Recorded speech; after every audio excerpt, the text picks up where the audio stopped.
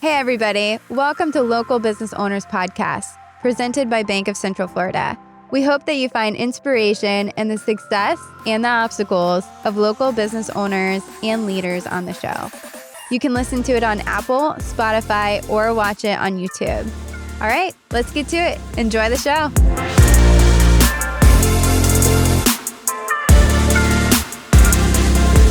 Hello, everyone. Thank you for joining us on Local Business Owners. We are here today with Wesley Beck, and we are going to jump into questions around his experience, how you can relate to his experience being a local business owner in several different entities. So, Wesley, do you mind sharing what is a business that you work with, or as an entrepreneur, some of the projects that you are an entrepreneur in?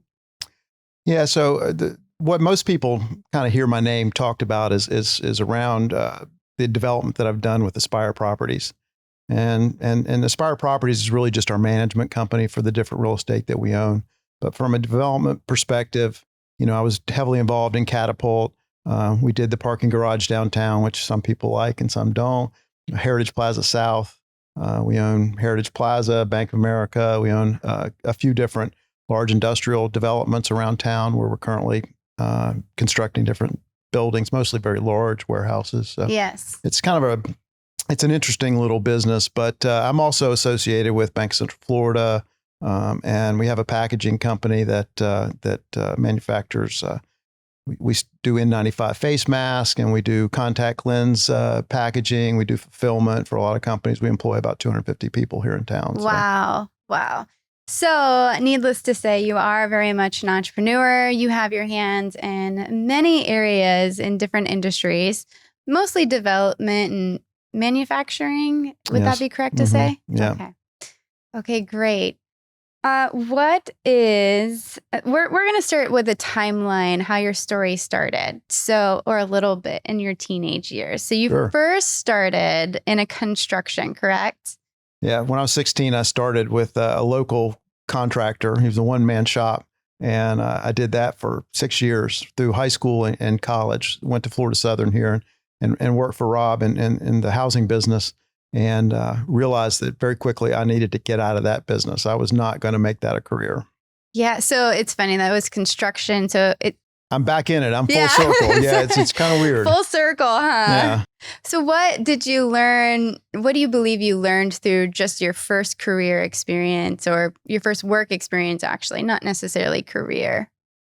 Yeah, I would say a bunch of takeaways, but my number one takeaway was watching individuals who are really good at what they did and watch them fail. Yeah. Central Florida, Lakeland, especially in the mid 80s was, I tell people, if they could have rolled up the sidewalks and locked them away, I think they would have. I remember my friends, I always wanted to be an engineer, and my parents' friends would sit at the Wood Lake Country Club and because they didn't have jobs. Davy McKee shut down. I think 1,000 engineers got laid off, in this area. And between the phosphate mines and the freezes in citrus, it really hurt this community. And I was right there in the epicenter with Rob Pierce and saw that firsthand, saw how hard it was for a lot of these people who are really good at their job.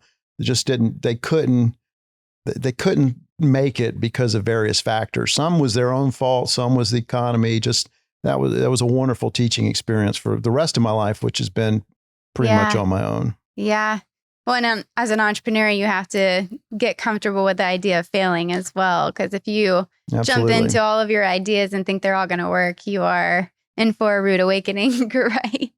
You might find it, when I talk to a lot of the Catapult entrepreneurs, I always ask if I've got a group, I always ask, why do you want to be an entrepreneur? And there's usually somebody at the table who will say, well, I want to work less and make more money. And I'm like, you probably need to stop right now, because that's not the life of entrepreneurs for sure. Yeah, you're working around the clock a lot of times, trying to start things and you get paid last. That's the part that a lot of people don't understand, You've not really been an entrepreneur till you've made payroll on Friday. And sometimes that's not always easy to do. And so the entrepreneur typically is got to get paid last. And that's what a lot of people don't understand. Yeah, it's a lot of sacrifice is what it sounds like. A lot of rewards, but a lot of sacrifices. Yeah. Risky business, huh? So Great movie, by the way. Yeah, I'm sure. I'm well aware. I'm well aware. Okay, so you started in construction, got out of it, went to college. And then what did you pursue in college first? Yeah, so the second lesson I think I really resonated with me from those years working for Rob was just the whole accounting side of it. Yeah. Numbers always came easy to me, but I saw people. There was one guy in particular that just didn't pay his taxes, and the IRS would come, and he was a concrete guy, and they'd come and take a cement mixer. I'm like, well, how's a concrete guy supposed to ever pay you back if they take a cement mixer? And so I decided I was going to go study accounting. And I never felt like I was an accountant, and actually hated it. But I did 2 years of public accounting with Ernst & Young in Charlotte. And I tell young people all the time, if you can stomach that, it's the best training on the planet. I would repeat it 1,000,000 times over, even though I hated every minute of it. Wow. Yeah. So you learned a lot about finances and budgets and just how to make decisions around finances. Can you be a little bit more detailed into what that was? I think, it's important to understand the whole debits and credits and everything has to tie all that stuff. That's what they teach you as an auditor. But I think the biggest thing that helped me going forward with my entrepreneurial career is how to read a financial statement. Yeah. So, a lot of people look at a financial statement and it's just a bunch of numbers. So when I look at a financial statement, it's telling me a story. Yeah. And that story, I can determine, do I want to invest in that? Do they have cash flow issues? What are they hiding? Where's the where's that going to come around the corner and bite them? Yeah. And that's the number one thing I learned. Yeah. I with Paul, we were doing a presentation and he gave me pretty much all numbers. And Paul is the CEO of Bank of Central Florida, which is where I work as the marketing manager. And I was doing a presentation for him and he gave me all numbers on this presentation. And I was like, Paul, what story does this tell? I need to understand how I apply visuals to this. And when he explained what the numbers meant, it meant so much more when we were going to present it to the shareholders. And numbers definitely tell a story. And to your point, that's I think great advice, because that's something I'm even learning in my career as how do the numbers continue to translate into what's going on here. The numbers are big. Yeah. Well, and Paul's got a great line that I've told 1,000,000 times over. The number one failure rate for entrepreneurs is the year after their best year ever. Wow. Which is a shocking thing to think about. And why is that? Well, because you have a great year, you make money, all right, but you don't realize that out of that money that you make, you now have to pay taxes on that money and prepay taxes for the next year. And all of the top of that, you're trying to grow your business. Yeah. So the first entrepreneurial business that I was involved in, we never as owners took out any money other than just a basic salary up until the year before we sold, because the business was in what I'll call hyper growth, which to me, hyper growth is anything more than 5 or 6%. It's very difficult for a business to fund itself with its cash flow when you're growing more than that small amount, unless you're just, software is a good example. Software doesn't need a lot of capital in order to be able to grow. Manufacturing needs tremendous amounts of capital every year. And so when you're even though you're making money, your cash flow is going to pay your taxes, to try to buy more equipment and to prepay your taxes for next year. And all of a sudden you don't have anything left. And that kind of falls in with what Paul's statement is. And it's absolutely true. Yeah. So I'm hearing you really need to be more conservative after the first year and not play into that excitement, and really look long term and less short term in those moments of saying we've done really well, but really making sure that what decisions you've got to make in the long term, or what you need to be accountable for, in essence of paying taxes and preparing for reinvesting in the company so that it can continue to exponentially grow. It all comes down to cash flow. Cash is king. And, you hear that, you don't realize it when most entrepreneurs don't understand that. And that at the end of the day, cash is king. And you have to understand that. You have to understand how your business uses cash. You have to understand how you personally use cash. And you have to understand how to invest cash in the future so that you can grow your business. Yeah. As a marketing manager, when I was talking to one of our senior commercial relationship managers, that was the biggest advice he said he consults business owners on is truly, what's your cash flow like? Because that'll determine whether you receive a loan or how you set up your bank account and its operating account, and many other things that it affects. No doubt.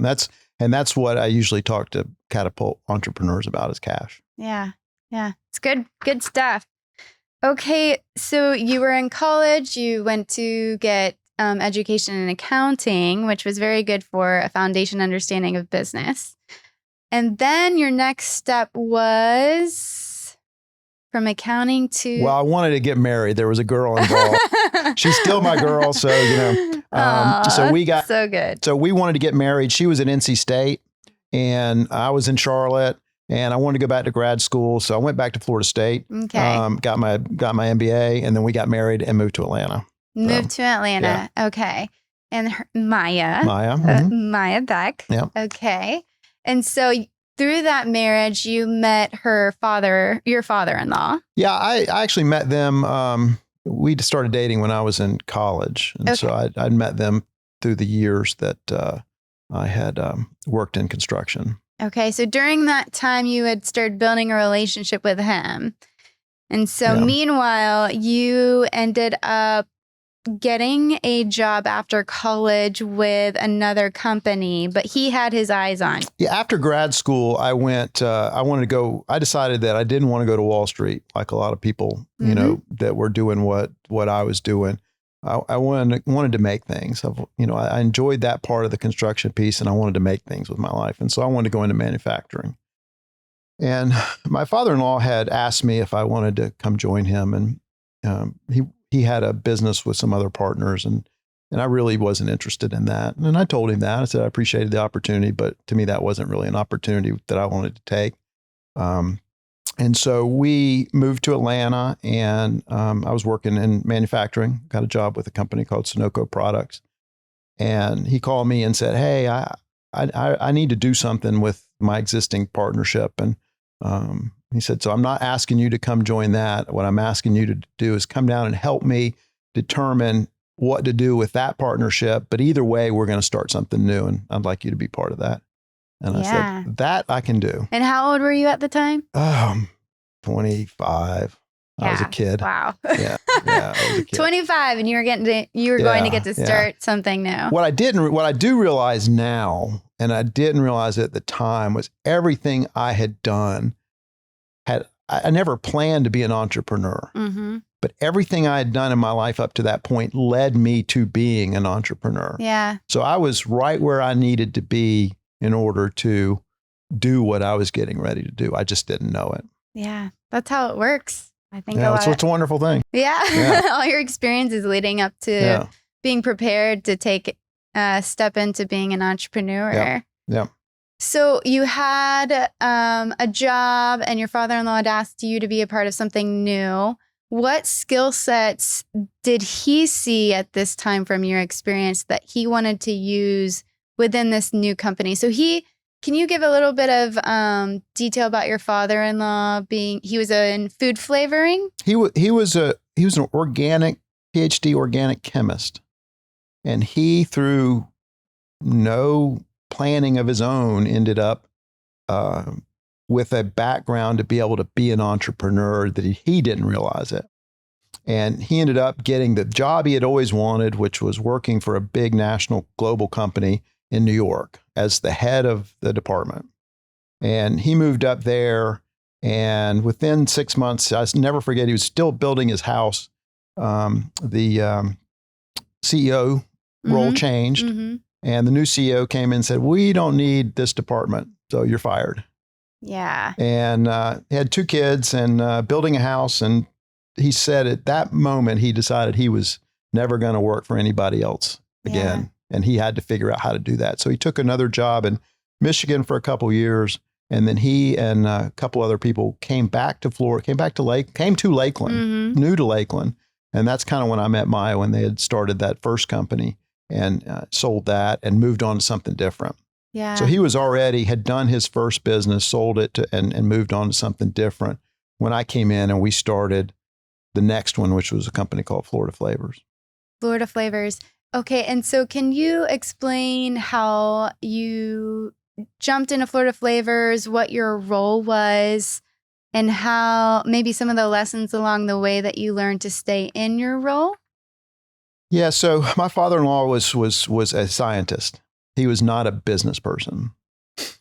He hated to spend money. He was so frugal. Yeah. But he realized that money had to be spent to start something.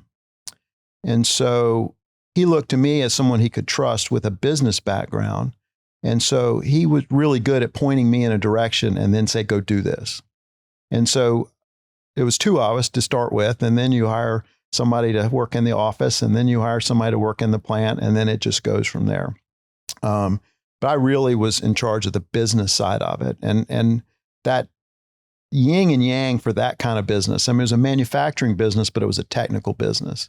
And you have to have the technical side, but you also have to have the business side, and they're both very important in their own different ways. And the beauty about my father-in-law was he was never one to want to come over and dictate. I mean, he realized what he was good at and what he wasn't good at. Yeah. And I realized what I was good at and not good at. I was never going to be a scientist. Yes. And so that marriage, and then you add into it a few years later, my brother-in-law, who's a PhD physicist, came into it. That marriage of technical and business, everybody staying in their own lanes, was really a powerful combination. Yeah, I think one thing I hear from entrepreneurs is that balance between having to feel like they do everything. They're the jack of all trades, especially when you're starting your own company. And then you start having to grow your business and realizing what you're good at and what you're not good at. So over time, as you did grow and you started hiring more people, was that difficult for you to let go when new people joined? Did that family dynamic change? No, not really. I mean, I think I am very good at hiring people, very good people, to do the job that they're paid for, and then giving them the tools that they need, and understanding that sometimes my job is to put roadblocks on the side, but at the end of the day, you hire somebody for a job, you build things around them, you really rely on them to do what they're trained to do. And my job is not to second guess a scientist. My job is to work alongside with them to help them figure out what the customer is telling them, so that they can craft something that meets those customer needs. And in science, especially for what we did, the technical answer was always not the right answer. We dealt with clients all over the world. They had different ways of viewing things. It wasn't necessarily the science that would rule out. It was what they wanted. And so sometimes you needed that mix of a little bit of common sense business and science in order to come together to come up with a product that they would want. Yeah, it really sounds like your trust in relationships was critical for growth. I mean, you had to trust the people that you hired with what you gave them to do and give them the benefit of the doubt that they would figure it out or know what they're doing, if I'm correct. And then 100%. Yeah. I've been on a bank board for 15 years now. I have no idea how to run a bank. I want no part of running a bank, but Yeah. But I've got somebody damn good that's in there doing it. So, That's right. We're over $1 billion in assets. So, I now. I think that's I have no problem bringing in the right people to do the right job and trusting what they tell me. Yeah, I think trust is a really key thing when you're trying to grow and show people that you trust them. There's many times where I've heard the feeling of being restricted and not being able to do what you need to do, or having the lack of resources to be able to do what you need to do in order to be able to grow. And I do think that there are local business owners who deal with the lack of resources, or even knowing how to navigate how to get the right people in the right role with someone that they trust, especially now with labor shortages. That's a very big struggle companies are facing. And most entrepreneurs don't fill everything that they need with the right person. I mean, that just doesn't work that way. Yeah, there's a little bit of always. It sounds wonderful, but it doesn't, so you end up wearing many hats. You end up doing things kind of not the way that they should be done, but that's the way they have to be done. And, that those things grow. I will also say, as someone that has lots of people, I'm involved with, trust goes both ways. And so when you lose that trust, it's over. I'm very strong. I'll give you a lot of rope. I trust you implicitly. But once you prove to me that you can't be trusted, then our relationship is over. And I think it's a strong thing, but it's a strong thing on both sides. Oh, yeah. And I would say, do you believe that there is somewhat, would you, trying to put this the right way, do you believe that there's moments of grace in some instances, but it's the repetitive behavior that leads to not trusting? Yeah, not trusting is lying.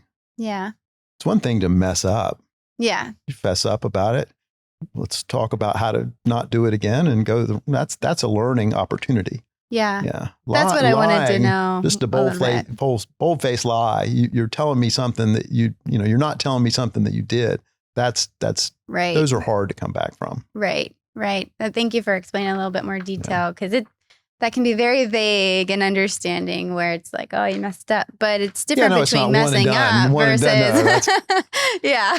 I'm cold. We all need a little bit of a little bit of wiggle room to be able to come back. Thank you very much. So you went to Florida Flavors, and what was that in between? So you grew the company, you traveled a lot, you built relationships. I do know that one other issue or problem a lot of local business owners face is, where do they start getting those connections? But from our pre-interview discussion, it sounded like you had most of those connections because your father-in-law had a lot of those connections from the business you had been in. Yeah. Our business, we had no customers in Lakeland. So it was a totally outside of Lakeland business. It just happened to be we located in Lakeland because Florida was at that point the citrus capital of the world. It's still a lot of citrus comes through here, but it's not nearly what it was back when we started. But yeah, no, we had a lot of the contacts, but new business. So we traveled the world, making sales calls and trying to convince people that, you should use us just like any company does. Yeah. The hard part for me was, being a young family, having kids and stuff like that, traveling the world. We did it for 9 years. Well, actually 12 years after we sold. I stayed and did it some more. That's hard. Yeah. I'd go to a lot of glamorous places and I would tell my friends, it's just work in a different city. And unfortunately, I'm spending a lot of time on an airplane to get there. Yeah. I was speaking to somebody the other day about how I think our culture has changed somewhat on that, between deciding what you sacrifice. And many folks had to sacrifice the time with families in their early careers to be able to build that. And now you hear so much about life-work balance and mental health and being able to balance different areas of your life and prioritize. And it's interesting to see some of that dynamic change. But I am personally a hard believer that there's sacrifice, and anything that you say yes to is no to something else. Yeah, for sure. Remember, so you won't remember, you're too young. But, so we didn't have cell phones and we had fax machines when we started. So you weren't FaceTiming your family, huh? No, I'd come in the morning and I get my fax from Japan, and have all day to respond to it because they were sleeping. So the world we live in today, with Zoom and Microsoft Teams and all that. We didn't have that. It was, you had to go physically touch people, shake their hands, get them to know you. It was very different than what we have today. Do you believe that's still an important piece in growing business, is seeing 100%. People face to face? I tell my kids, put the phone down and go talk to someone. There's just nothing like face-to-face conversation. Yeah. What was the biggest takeaway that you have from working with Florida Flavors? And then I want to talk about you selling and getting into the next step of your career.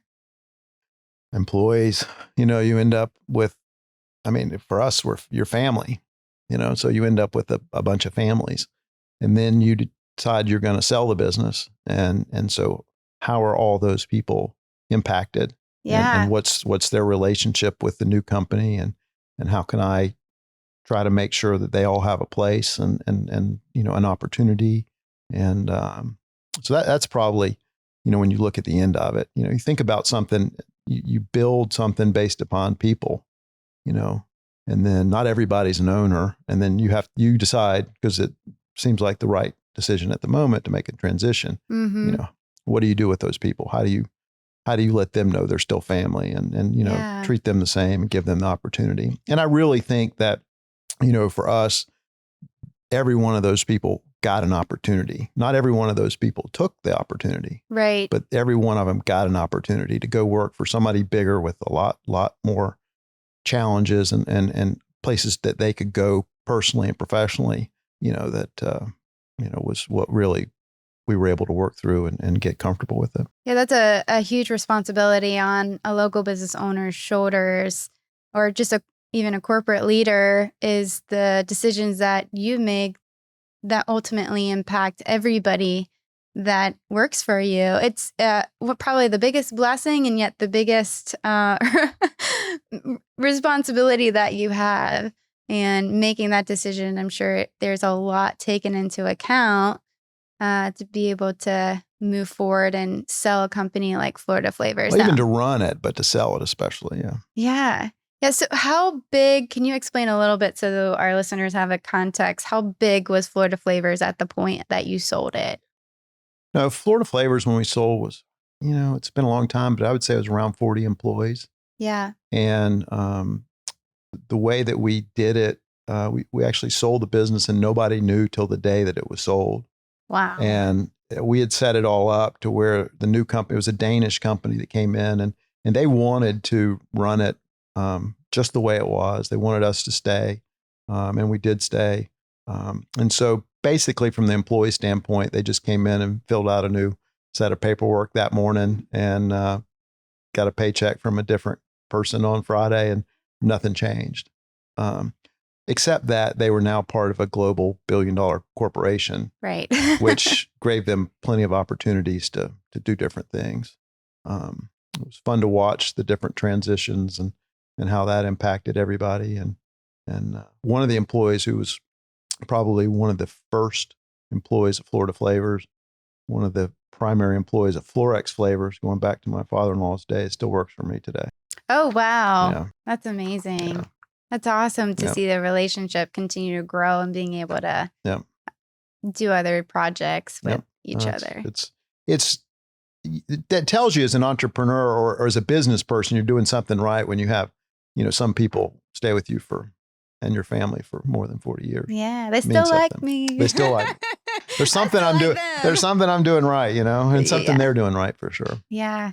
What was the size of the company and assets? Do you know? I don't remember that. Revenue would have probably been around $20 million or something. Okay. That's what I was looking for. Something to give context of how big it had grown. Yeah. And it wasn't like it was some behemoth. Mm-hmm. It was just very specialized in its area. What most people don't realize, Lakeland, there's about 5 of these companies. I've been involved in 2 of them. My father-in-law was involved in 4 of them, in various ways, shape, or form. But they're all still here in Lakeland. They're still operating. The plant that I built out on Drainfield is next to the Amazon airport facility, and still running. What do you flavor, by the way? We did mostly citrus. And so you don't realize, but Coca-Cola is mostly citrus flavors. Interesting. So I'm not saying that we did Coca-Cola. I'm just saying that for context, citrus is the largest flavoring material in beverage. Wow, all I did beverages, not know whether that. It's alcoholic, carbonated, orange juice, all that stuff. There's different components of it. But there's a huge chemical piece of it as well. For instance, there's a company in this space here that supplies a lot for petrochemical used for fracking and things like that. So there's different molecules in the citrus that are used in all different kinds of things. So it's in fragrance, flavors, but the big thing that it's known for is beverage. Yeah, I think that's why I'm so passionate about this podcast, is because there's so many niches, and you'd never know it, even just in Lakeland or in local businesses across Polk County or Central Florida. That's the neatest thing about working at the bank, is seeing so many different businesses we're able to support to help the community grow. And you'd never know that this kind of company needed, this kind of equipment to be able to get to that next stage, or this kind of company needed more special skill sets that are very rare. And you think in your head, where do you learn some of that stuff? Yeah, I mean, the flavor fragrance business is a multi-billion-dollar business nobody knows about. Yeah. But they don't sell. There's no B2C. It's all B2B. Yeah. And so the part that goes to the customer are the Coca-Colas, the Tropicanas, the Procter & Gamble's, the Estee Lauders, all those people are what sell to the customer. Yeah. But they buy from a huge flavor fragrance industry around the world. And it's a global business. Yeah, the marketing strategy or the branding strategy is a little bit different when it comes to B2B versus B2C. Absolutely. What did you see in your experience that big difference was? I've always done B2B. The bank is the closest I've ever really gotten to B2C. B2C. And would you say it was mainly building those relationships? I mean, you didn't go out doing a big consumer strategy about the brand of Florida flavors. Yeah. Florida flavors. You really had to hone in on, these are the people I need to talk to. This is what I'm selling, and being knowledgeable about your product, I would assume. It's specialization. What am I good at? Yeah. What can I compete against the others that are doing the exact same thing? And how do I sell myself to those customers who I know by? Yeah. And so that's a very different sell than trying to blanket 350 million people in America and sell them something. Yeah. Yeah. Okay, so we've gone to Florida Flavors. Now you have sold the company, right? You still work for them. So now what is that next big life decision that you were saying, you know what? I'm going to jump out of Florida Flavors, and this is my next step. Well, so when you sell a company, I think you always got to try to figure out what's next.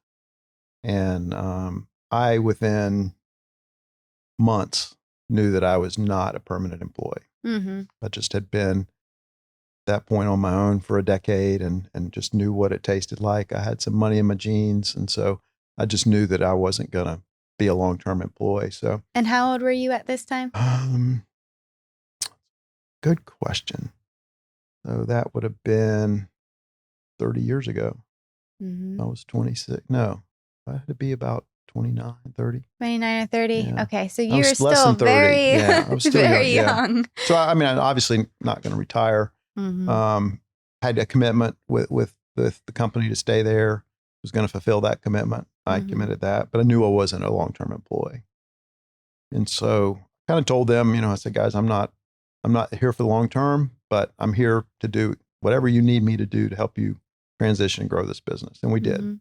And I was compensated for it. So that's, that was fine. But I knew there was going to be another phase. I just didn't know what it was. So we ended up buying the old Kraft juice plant out on I-4.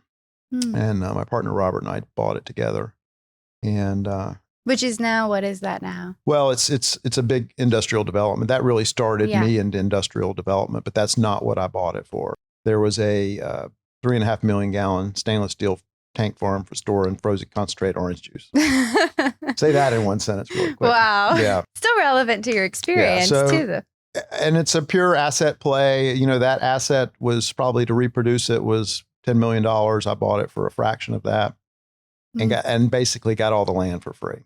Wow. And so we knew that there was an opportunity for us to store orange juice for certain people. I knew all the orange juice people in the state. And I said, they trust me. And so, I ended up hiring a couple people that could run that for me. And we started storing orange juice for people. So that was a company called Lakeland Cold Storage. We tore that tank farm down a year or so ago. It ran its course. We ran that for probably 10, 15 years.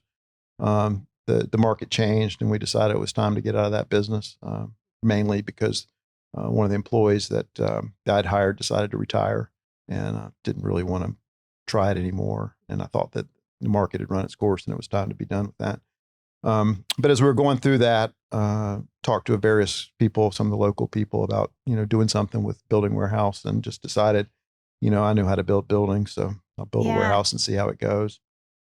Everybody told me that probably didn't know what I was doing and I shouldn't be doing it. Mostly the people that I was competing against. Leased the first building to Pepsi, and nobody's told me since that I don't know what I'm doing. Wow. So we're probably, we're going to end up the end of this year with a little over 3 million square feet of industrial warehouse that we're a part of, and we'll keep going. Wow. So that's kind of turned into its own little business, and it's fun for me because I like to make things. I like to build things. And is that Aspyre Properties? Yes, that's what we call it. Yeah. Okay. So that's how you jumped into the development side, is when you were asking yourself, what stage is next? You jumped into buying that citrus. So I bought the juice tank farm. So that was a business. Mm-hmm. And then I had an engineer come along to me a couple years later and said he wanted to start a medical packaging company. Was I interested? And so I listened to him and I said, well, this is very similar to what I got out of in the flavor business. Huh. And so I said, yes. So we started something, still exists today. That's our packaging company. That gentleman is no longer involved with us. But there's a whole bunch of other people that are. What are some other projects that you've gotten your hands into over the past 15 years now?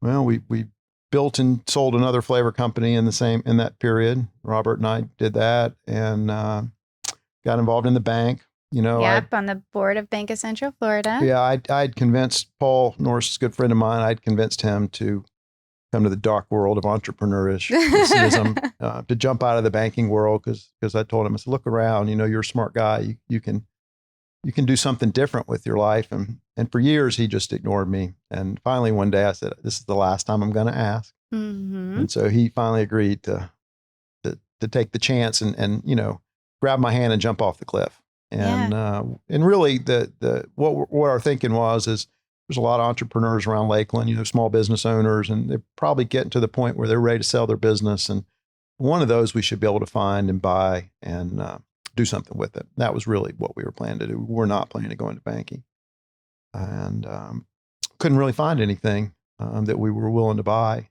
And I think Paul was close to getting frustrated when this whole banking thing came along, and that was where he needed to go. And I've been so happy to be part of it. It's been a great experience. And then from there, just gotten involved in, very much involved in Catapult. This was 5 years of my life to get this place up and running. Yeah. But there again, it was a very small start. I gave him some space in the basement of Bank of America, and that's kind of where Catapult was born. And from there, we ended up with this. So it's I like to do little steps, try things, figure out if I like them, and then we can see if they can grow. So yeah. What skill sets would you say that you had mentioned in the pre-interview a little bit about you want to contribute to things you feel like you can add value to, and that keeps you focused. So what were the main things you saw yourself adding value to decide I'm going to jump in with the LEDC and Catapult, and I'm going to jump into the bank board? Yeah, I usually say no to boards who aren't looking to make changes or to do anything different. Mm-hmm. And that's not because they're doing anything wrong. It's just doesn't fit my skill set. Right. I like to do things. I like to make things change. Mm-hmm. I like to be part of something that's growing and vibrant. And not to say that if you're stagnant, you're not vibrant. It's not my thing. Yeah. To sit on a board with 30 people and let's just talk about the same thing every month. I got other things I'd rather do. Yeah, I think that's a passion of entrepreneurs in itself, is just being a part of growth and ideas. And really in settings where either a board has just gotten so stagnant that they're ready for change, or in new ideas, a lot of entrepreneurs jump into the new ideas because that's the attraction. it is fun and it's exciting, and they can also have that room and freedom to make it what they want. Yeah. So there's a lot of decision making that they get to take ownership of. That's what I foresee, It takes all kinds to, I mean, every entity is different. Just everything kind of has its own life. I do believe that a lot of things have a life, and sometimes you just need to let them go. Not everybody shares that opinion. So that's fine. Yeah. I think that lots of opportunities out there, and lots of people can use my time, talent, and treasure. I was involved with Todd Bayless at QGive as an investor, and I used to talk to Todd. I'm like, Todd, I don't understand what you do. I want to be here to help you, but I don't understand it. And so while it was fun, I mean, Todd's a great entrepreneur. I did very well as an investment, but I didn't really I enjoyed being with him. I didn't really enjoy I didn't feel like I added any value to him other than money. And he didn't, that was just something that he needed. So I kind of shy away from things that I don't feel like I can understand the business and participate in, just because this stage of my life, I want to have fun and I want to feel like I participated and did something. And we're part of it. Absolutely. I am going to ask you one of these questions I've got here. So, when seeking investment opportunities, what is your approach to ensure the potential return matches the risk and investment? That's a hard question to answer. I know. It is a hard question. That's why I was going to read it, because I was like, this can be deep. Do you want me to read it one more time? Yeah, read it one more time. When seeking investment opportunities, what is your approach to ensure the potential return matches the risk and the investment? Well, I guess first of all, you have to make sure that you have to determine, is this a donation or an investment? That's a great point. All right. So and I'm not talking about charitable donation. Right. There are some things that I invest in, which I'm pretty confident it's a donation. And I think it's a good testing ground for entrepreneurs, because I think if you give them a little bit of a donation, obviously not telling them it's a donation. Right. But if you're giving them a little bit of a donation, you can see what they do and how they act with it. And that's going to lay the groundwork for what they might do in the future if you actually move that from a donation to an investment. From an investment, I adamantly believe in every soul of my being, I do not want to lose money. That's my number one overriding goal. You want to make profit. Well, I'd like to at least get my money back. I'd like to at least have a path to where I feel like I can get my money back. Yeah, absolutely. If this doesn't work out. Now, that's not always possible, but when somebody comes to me and I'm looking at something, I'm like, what is the likelihood that I'm just going to lose all this investment? And how do you evaluate that decision? Does it come a lot? It sounds like it comes a lot down to the person and what you know about them. Because if you know it's a donation, you're somewhat taking a risk and saying, I'm not sure if they're there yet, but I like the sound of what they're doing, but I know I'm probably not going to get my money back. Versus this is an investment and I'm going to hold this person accountable, and I know them enough to be able to hold them accountable and invest in that idea. Yeah, I would definitely hold them accountable. And I would also look at the business and say, is this something without this person that I can horsepower it through? Interesting. Yeah. Because, I think I've proven as much as anybody, you can, business is business. It doesn't matter what I'm doing. I mean, I'm now fifth or sixth career, been successful in pretty much everything. So a good business person can roll with different industries and different product types and things. So I feel pretty confident, in my skill set to do that and to be able to go identify the right people if I don't have the right people on the bus. So that's one of the things I'd look at is this something that this person fails? Can I take whatever they created and turn it into something? And so, for instance, in our packaging business, that's exactly what I did. The guy that was his original idea, he had every chance to succeed. He just couldn't make it happen. And so we stepped in, brought in some different partners, brought in some different people, and it's a thriving business now with 200 employees. So Yeah. That must have been a hard decision at that time. by the time you get to that decision, it's pretty easy. Yeah, because all of the proof has been laid pretty much. Goes back to that trust thing we talked about. There's two sides of trust. Yeah. That's building relationships. Let me ask, what rules or principles do you follow to ensure you stay in your lane with new investments you pursue? Now, we kind of already talked about this, staying in the lane. So do you have anything else to add to that? Well, obviously I'm on camera, so I have lots of gray hair.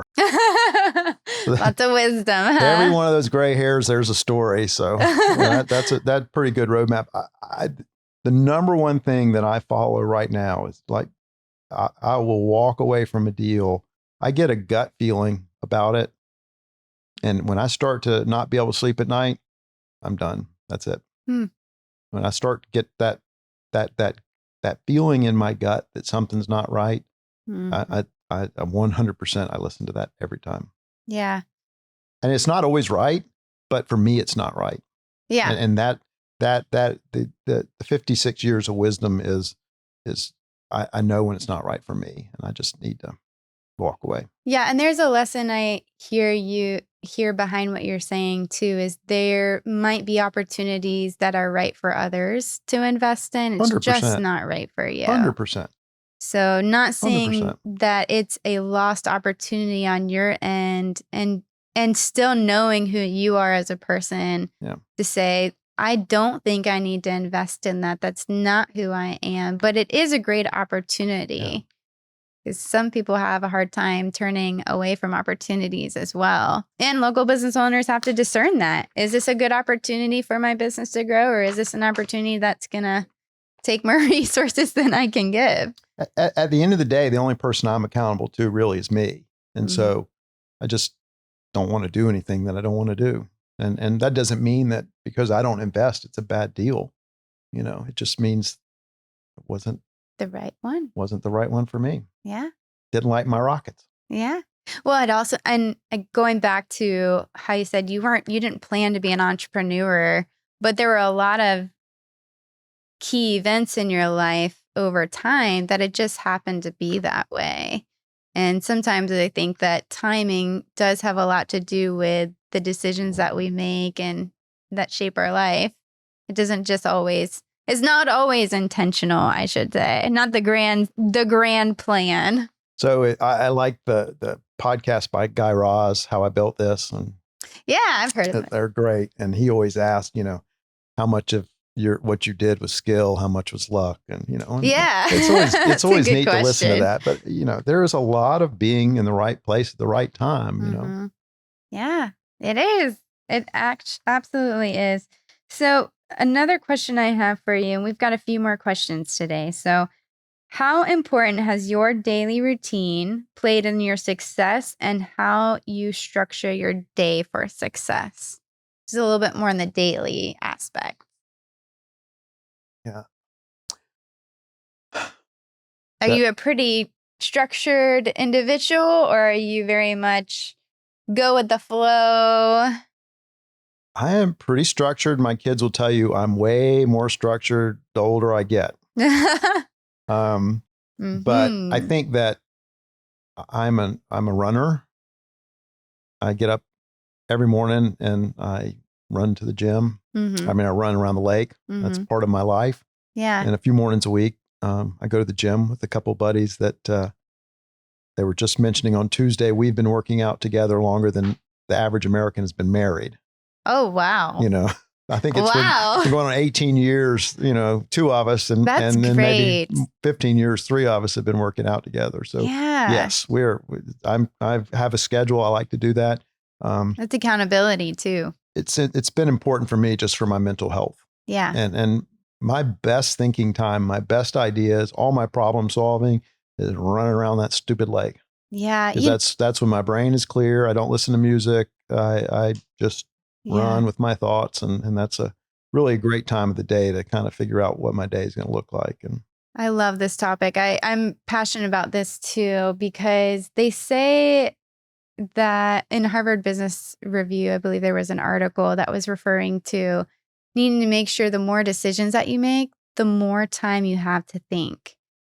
Just because you can just get so burdened with the amount of decisions that you need to make, start worrying about it. And there has to be space in your head for you to just be able to rest, and times where you are able to just think about it without distractions, and maybe to just block it out of your head. Would you say that that has also helped to you being able to have maybe more of a work-life balance? And have you found that more as you've gotten older?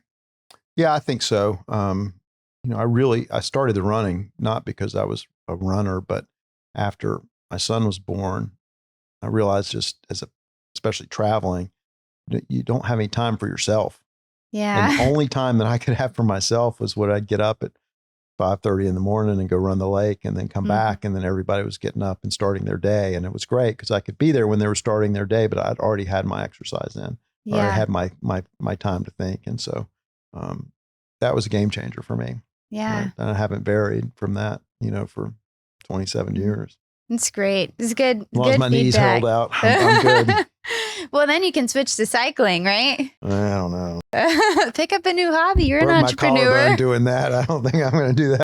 Oh, no. You broke your collarbone? Yeah. Oh, I went over okay. the handlebars, No, that doesn't sound recommend good. that. Well, swimming. Maybe swimming. Swim. Can't hurt myself. Okay. How important has continued learning been in your success? Oh, I love it. Yeah. I love to learn.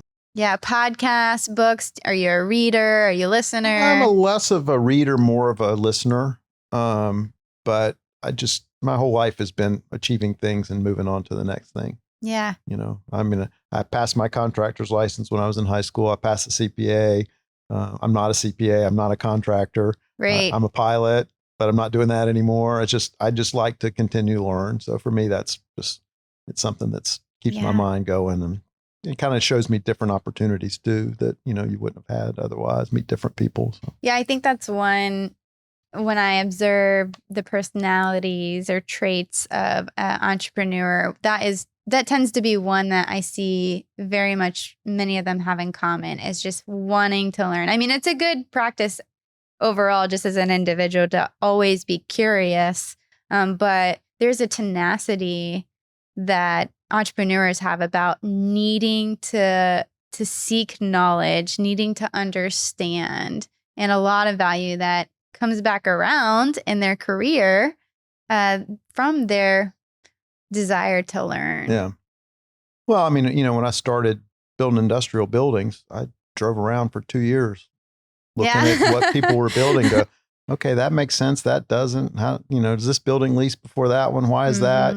Same with parking garages. Okay, what do I like about this one? What do I don't like about this one? Yeah. So it's just something. If you're going to do something you don't know, go learn a little bit. Did you get anybody who's like, who's this guy outside of our building? Drive around in my truck. Nobody cares. Yeah. I would assume they wouldn't. If you could see anyone else on the podcast, this is the last question, by the way. Okay. If you could see anybody else on this podcast, who would it be? Anybody in the world. Anybody in the world? Anybody in the world. Oh my God. And you can't say Jimmy Buffett because the last guy said that. Do I get to interview him or? We can negotiate terms. I'd like to say Joe Biden because I'd like to hear what that guy has to say. I'd like to ask him some questions, but that'd be disingenuous if I said that. Somebody who's really inspired you, maybe a little bit more of a definition to that. Like I said, you can't say Jimmy Buffett because the last guy said it would have to be Warren Buffett. Really? Oh yeah. Well, maybe we can just ask and see. I don't think he'll let me interview him, but that would be pretty neat. Well, you think about somebody who's that age that's still that coherent day to day, and that's pretty impressive. There's just so much knowledge there. When you think about how much knowledge someone like that can impart. And why? What kind of knowledge do you admire that he's displayed to you? Well, he's a long-term investor, you know. Mm-hmm. A friend of mine told me that he met somebody that said they regretted everything they ever sold. Yeah. And I think I have some of that. Yeah. You know, I look back at Florida Flavors and say, what if I just kept it and kept growing? What would it be today? Mm-hmm. Mm-hmm. You know, and so that'll always nag at me just to wonder, should I just stayed there and just grown that and what I knew and spent my career doing that? You know, you never know that answer. Yeah. You know, but yeah, I think that's where my takeaway today from a lot of what we've talked about is your short-term decisions matter long-term, and understanding where you focus, who you trust, and how you sometimes it's just being in the right place at the right time. All of those things are really important to determine the steps that you take and where you're at in your future. well, I think being in the right places at the right time works if you have the right skill set leading up to that. Mm. You know, I mean, if I had been, you know, in Jeff Zuckerberg's place, I don't think I could have done Facebook. I'm not a programmer. You know, I didn't have that skill set. Yeah. So even though, you know, I may have been there, I didn't have the necessary pieces to make that happen. So, Yeah. you know, and so there's you have to have the skill set to lead you up to being in the right place at the right time. Yeah. To be able to take advantage of it. And I translate that in my head as knowing who you are, knowing what you have to offer. Because if you're in the right place at the right time, and you know what you have to offer in those situations and know your boundaries, it only helps you to say no to the things that you don't need to take on and feel pressured to take on at times. I think that's true. And I think that, you know, that old adage of money doesn't buy happiness is true. Yeah. You know, that there's a little bit of, you know, being able to pay your rent is one level of happiness. Mm-hmm. When your credit card bill comes in and you can pay it off every month and not worry about it, that's a whole different another level of happiness. Mm-hmm. Yeah. You know, everything above that, I'm not sure it means a lot. Yeah. You know, we're keeping score at that point. Yeah. So, you know, if you're doing something and you're making all this money, but you're not enjoying it and you're not happy, what are you doing it for? Yeah. It's eventually, you know, you're going to get to the point where you go, the money's not, you know, Pirates of the Caribbean, you know, all the gold in the world is not satisfying my lust is a great line because it's true. It's not, you know, it's not you got to do something that makes your being happy and your family happy. And then the money is just something Absolutely. on the side. It's fluid. It's here one day and gone the next. Yeah, for sure. Well, I would like to thank you very much. We've covered from the very beginning of where you started, maybe not from, you know, being born, but your teenage years with your career life to really coming full circle and using the experience in so many different areas of your life to be the entrepreneur you are today. And I hope that our listeners got value out of hearing a lot of the experience that you've had today. And we just really appreciate you being part of the podcast. Thank you very much. Thank you. Thanks for joining us on the Local Business Owners Podcast. We hope you enjoyed the interview. If you have someone that you want to nominate or you'd like to hear on the show, reach out and connect. We'll see you next time.